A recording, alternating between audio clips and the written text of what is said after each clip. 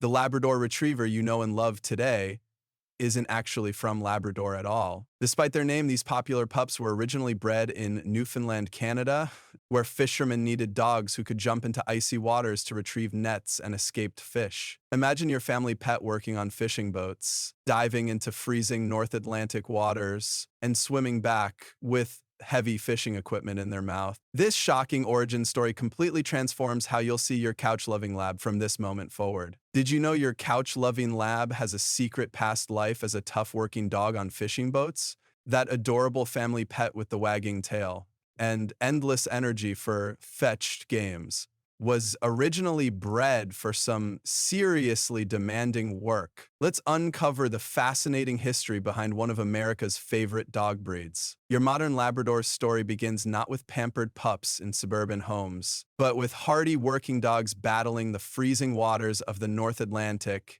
These incredible dogs are descendants of the now extinct St. John's water dog from Newfoundland, Canada. Back in the 1700s, these medium-sized black dogs with white chest markings were essential crew members aboard fishing vessels. They weren't just pets. They were valuable workers who earned their keep every single day. Picture this: wooden fishing boats bobbing in the frigid waters off Newfoundland's coast. Local fishermen needed special helpers who could retrieve fishing nets, fetch ropes, and even dive into the icy North Atlantic to help haul in the catch. The St. John's water dog was the perfect partner, fearless in water, incredibly strong, and possessing an unmatched willingness to work alongside humans in harsh conditions. What's really surprising about labs is that despite their name, they aren't actually from Labrador at all. They originated from the neighboring Canadian province of Newfoundland. So why the confusing name? When these amazing water dogs were first brought to England in the early 1800s, they were called Labrador dogs because the Labrador Sea borders Newfoundland. And many English nobles weren't exactly geography experts when it came to Canadian provinces. These hardworking dogs nearly disappeared forever in the mid-1000s. 800s, the Canadian government, in what has to be one of the worst pet policy decisions ever, imposed heavy taxes on dog ownership. This tax hit particularly hard in Newfoundland, where many fishing families could barely afford to feed themselves, let alone pay extra taxes for their working dogs. As a result, the St. John's water dog population plummeted as families were forced to give up their canine helpers. But here comes the plot twist that saved Labradors from complete extinction: British aristocrats. The second Earl of Malmesbury visited Canada in the early 1800s and was absolutely amazed by these incredible water dogs. He arranged to have several brought back to England, where he established the first organized breeding program at his Heron Court estate. Talk about a lucky break for labs. The Earl wasn't the only British noble who fell in love with these dogs. The 5th Duke of Buccleuch also established a breeding kennel in Scotland after seeing the Earl's dogs. These British aristocrats weren't interested in the dog's fishing abilities, though. They were obsessed with the dog's remarkable retrieving talents for hunting expeditions. A dog that would eagerly swim out to retrieve downed waterfowl and deliver it undamaged to its master. That was worth its weight in gold to hunting-obsessed British nobility. By the 1880s, these dogs had developed such a reputation that they were regularly featured in British sporting events.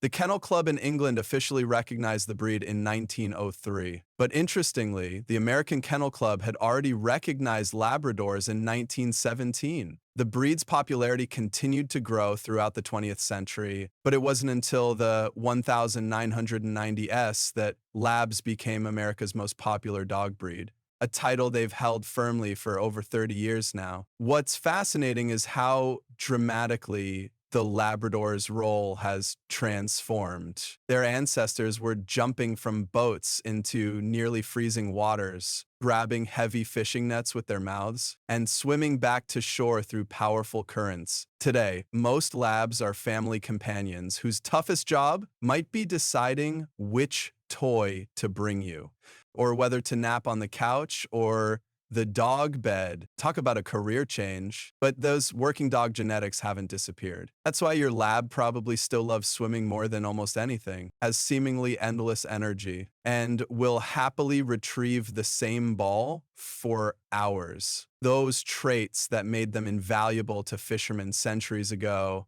are the same qualities that make them such wonderful family dogs today. Their eagerness to please, their incredible work ethic, and their gentle, friendly temperament. Your lab's obsession with water isn't just about personality. It's literally built into their DNA and physical design. Those water-loving traits have transformed their bodies in ways most dog owners completely miss.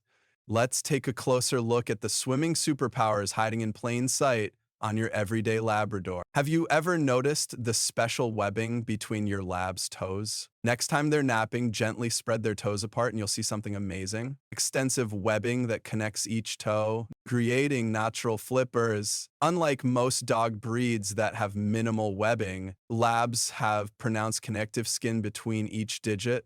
This adaptation works exactly like human swimming flippers, significantly increasing surface area and giving them powerful forward thrust with each kick.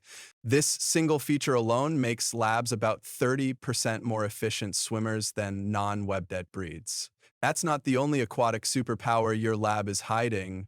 Their distinctive otter-like tail serves a crucial purpose beyond wagging and knocking items off your coffee table. Those thick, strong tails are perfectly designed as rudders in the water. When swimming, a lab's tail acts as a powerful steering mechanism, allowing them to make sharp turns and maintain direction with incredible precision. The next time you watch your lab swim, pay attention to how they position their tail. It's constantly making micro adjustments to guide their movement through water, just like a boat's rudder. But those adaptations would be useless without their specialized coat. Labs have what's called a double coat, a soft, insulating undercoat paired with a coarser, water-resistant outer layer. This combination creates a natural wetsuit that keeps water from penetrating to their skin while trapping a layer of warm air against their bodies.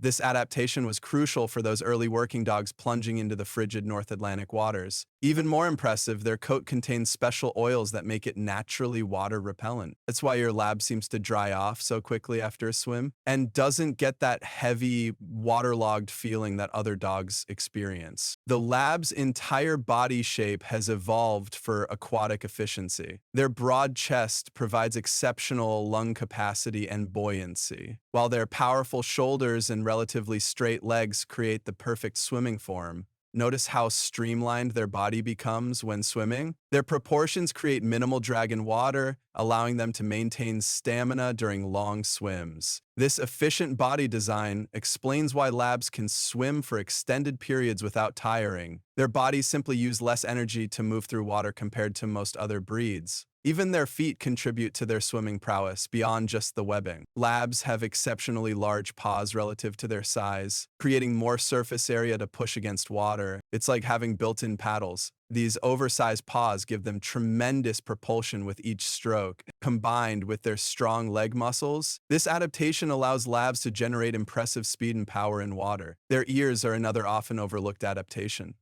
Unlike floppy-eared breeds whose ears can take on water, a lab's ears fold back tightly against their head when swimming, creating a watertight seal that prevents water from entering their ear canals. This adaptation reduces the risk of ear infections while allowing them to hear commands even when swimming. Perhaps most fascinating is how these physical adaptations explain why Labradors excel at modern water rescue operations. Their natural buoyancy makes them capable of supporting a drowning person's weight, while their powerful swimming abilities allow them to tow someone to safety. Their gentle mouth, another trait developed for retrieving fishing nets without damaging them, makes them perfect for grabbing a person's arm without causing injury. And their extraordinary stamina means they can swim out hundreds of yards and still have energy to bring someone back to shore. Even their coat color relates to their water abilities. While we now have yellow and chocolate labs, the original black labs were specifically bred because they were more visible against the white backdrop of ocean waves and foam. This made it easier for fishermen to spot their dogs when working at a distance. So there you have it. The Labrador Retriever isn't just your average family pet. These dogs are basically superheroes in disguise. Most lab owners have no idea they're living with a canine genius that's been specifically engineered through centuries of breeding for their incredible abilities. Next time you see a lab happily greeting you with that famous tail wag, remember you're looking at one of nature's most versatile workers. This is why labs excel at everything from detecting cancers and seizures before they happen to finding missing persons and performing water rescues. They're not just good boys and girls, they're extraordinary ones with abilities that truly set them apart.